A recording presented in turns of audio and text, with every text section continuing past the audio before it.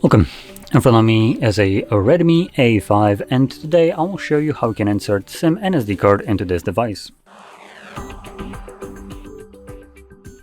Now to get started you'll need to grab a SIM eject tool similar to this one, which will come provided with the device in the box, but if you can't find it you could use a paperclip, turn on one of the ends and it should work just as well.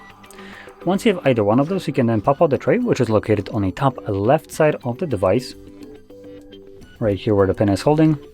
I'm going to push it in, and you can see that the tray pops out enough for you to pull it out. On the tray you have space for 2 dedicated SIM cards and 1 dedicated SD card. Now I'll be using only one of each, so there we go, there's card 1 and card 2. Now once you have your cards in place you should be kind of careful, there's nothing holding them in place so they could just pop out.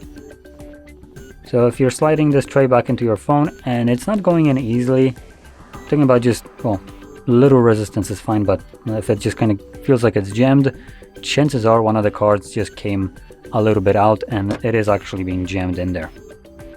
So make sure to not force it in if it's not going in. Now when you insert your cards into the device, they should start working right away, hence it's popping with the SIM card pin. So confirm that. This will unlock my SIM card, phone. So obviously SIM card is working and SD card should be working as well. Let's just go into the settings to show you that. Storage, and you can see it right over here. So anyway, if you found this very helpful, don't forget to hit like, subscribe, and thanks for watching.